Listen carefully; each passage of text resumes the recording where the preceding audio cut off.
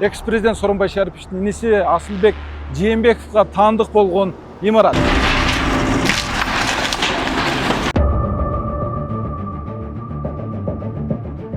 Бул Байсан рестораны.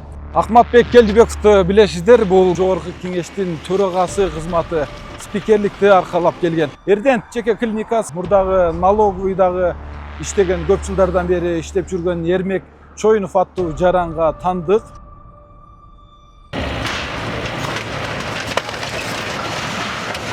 Бакыт Аманбаев жана анын бир тууганы жогорку кеңештин депутаты болуп иштеп келген Урмат Аманбаевалар бул жерде иштетип келет.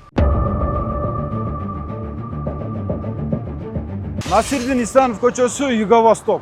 Бул жерде жолдун четинде жана Акбара дарыясынын ортосунда Корук аймакка жайгашып калган бир топ имараттар бар. Алсак анын бири Эрдент тиш дарылоо клиникасы, ошондой эле Байсан рестораны. Эрдент жеке клиникасы салык кызматынын мурдагы налоговыйдагы иштеген көп жылдардан бери иштеп жүргөн Эрмек Чоюнов аттуу жаранга таандык. Ал эми көзүңүздөр көрүп турган бул Байсан рестораны. Акматбек Келдибековду билесиздер, бул мамлекеттик көп жылдар бою кызматтарды аркалап келген. Алсак финансы министринин орун басарлыгынан баштап жогорку кеңештин бир канча жолку чакырылышы, налоговый салык кызматынын төрагасы, социалдык фондду жетектеп турган, андан кийин жогорку кеңештин төрагасы кызматы, спикерликти аркалап келген. Бирок ээлеп алган жерлери Акбара дарыясынын Корук аймагы жана жашыл аймактар болуп саналат. Мынтип ресторан куруп, бүгүнкү күнгө чейин иштетип келген. Байсан рестораны Корук аймакка, жашыл зонага түшүп калганы аз келгенсип, бул жердеги жылуулук электр борборунда имараты бар. Анын дагы аймагына кирип, унаалардын кирип чыгышына тоскоолдук жаратып, бул жерди толук тосуп алган.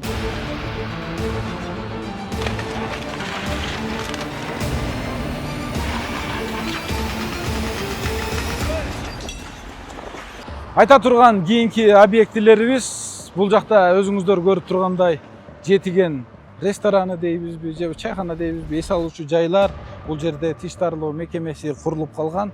Бул имараттарды Акбара дарыясынын Корук аймагында жайгашкан, жашыл зонада жайгашкандыгына карабастан, мамлекеттик мурдагы кызматкер, Америкадагы Кыргызстандын элчиси Бакыт Аманбаев жана анын бир тууганы жогорку кеңештин депутаты болуп иштеп келген Урмат Аманбаевалар бул жерде иштетип келет.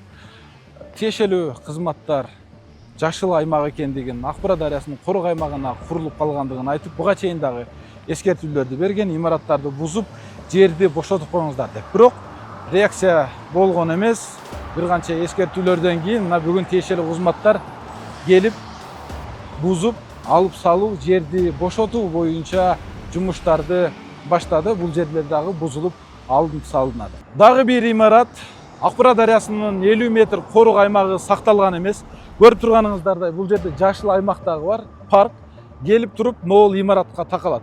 Бул имараттагы көп жыл бою мамлекеттик кызматта иштеген, 3 жолку жогорку кеңештин чакырылышынын депутаты, жогорку кеңештин спикери, төрагасы болуп иштеген экс-президент Сооронбай Шариповичтин иниси Асылбек Жээнбековго таандык болгон имарат.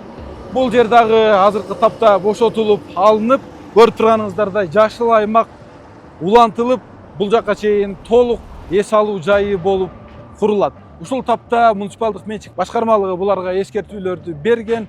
Эскертүүлөргө карабастан имарат дагы деле турат. Азыркы тапта алып салуу иштери башталды. Ал эми бул бошотулган имараттардын орду бүт бойдон Акбара дарыясынын Корук аймагында, ошондой эле жашыл аймакта курулуп калган. Имараттар бошотулгандан кийин толук түрдө ордуна жашыл аймактар, эс алуу бактары салынат.